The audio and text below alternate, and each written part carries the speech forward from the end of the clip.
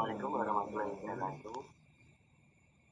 Kami dari kelompok 6 akan mempresentasikan tentang analisis pelanggaran etika.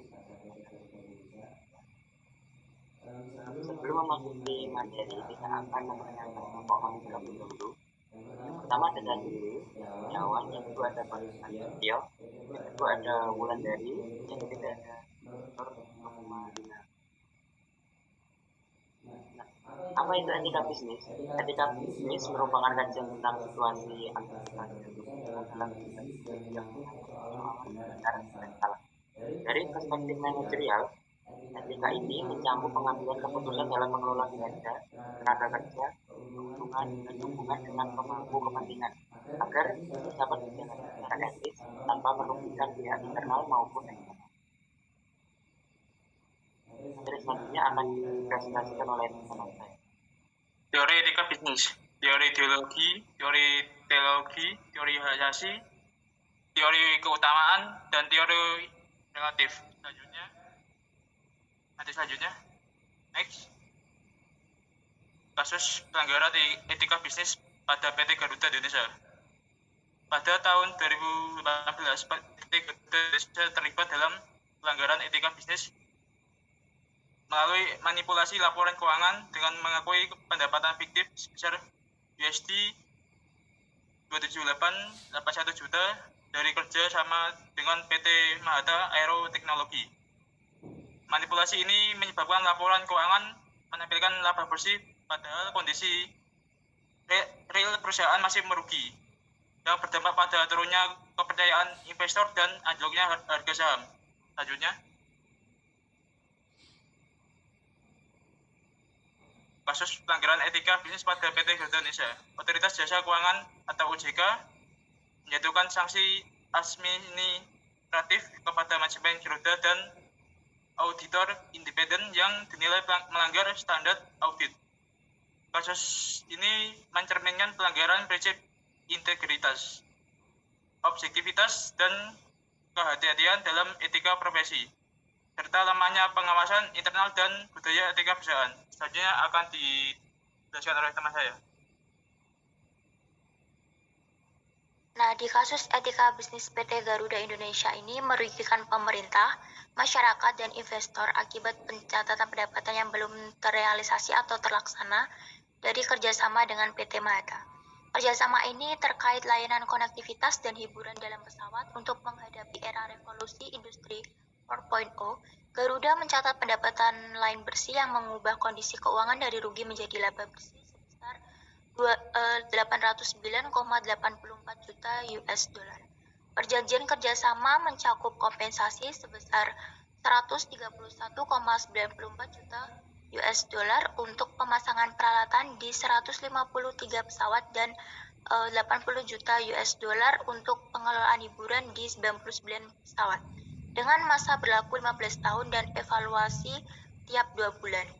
Namun, pencatatan dilakukan berbasis akrual tanpa bukti realisasi pembayaran yang menimbulkan persoalan etika dan transparansi. Next.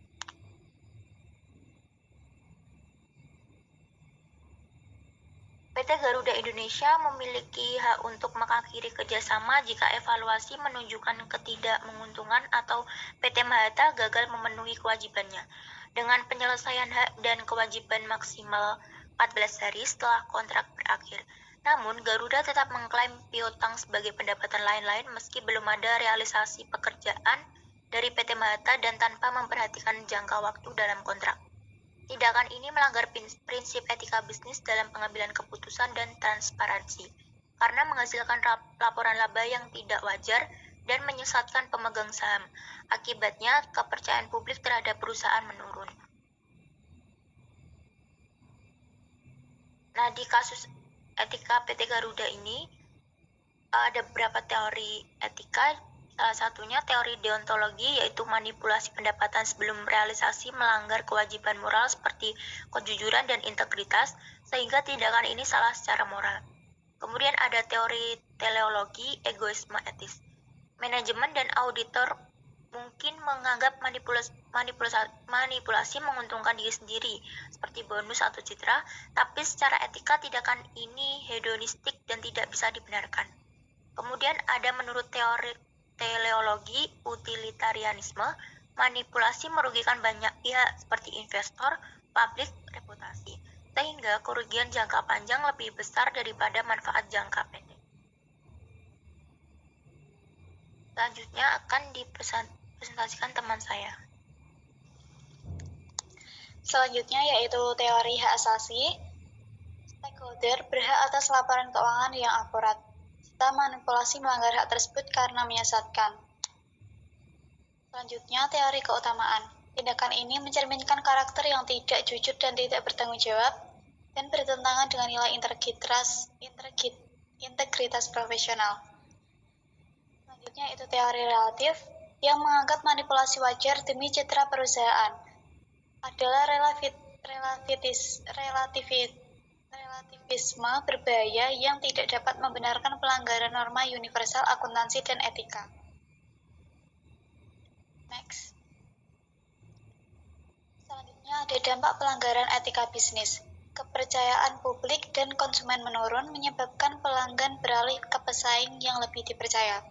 Yang kedua, penjualan tiket menurun signifikan yang berdampak pada pendapatan perusahaan. Yang ketiga yaitu investor enggan menanam modal karena risiko reputasi dan ketidakpastian kinerja keuangan yang menghambat pembiayaan dan investasi baru.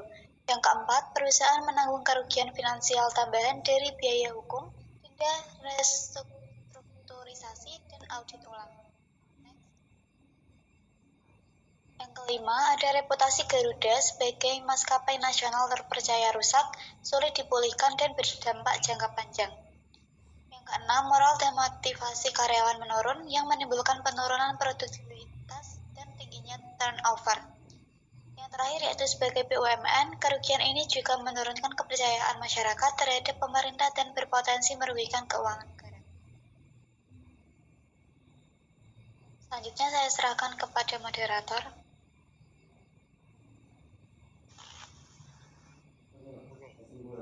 Kesimpulan dari kasus pelanggaran etika bisnis di PT Garuda Indonesia berupa manipulasi laporan keuangan untuk menanggulangi tidak yang atau menyebabkan lemahnya integritas dan pengabaian prinsip kejujuran, akuntabilitas, serta transparansi.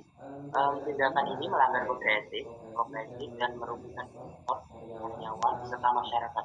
Dari berbagai teori etika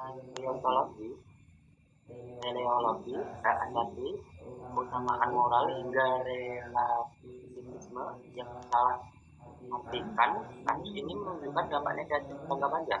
Akibat mengutamakan keberhasilan jangka pendek tanpa etika, kasus ini menjadi pelajaran penting bagi pentingnya integritas dan kepatuhan dalam pengambilan keputusan.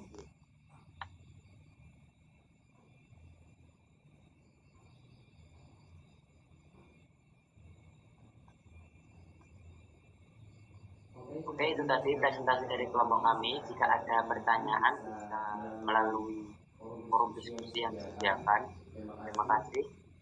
Wassalamualaikum warahmatullahi wabarakatuh.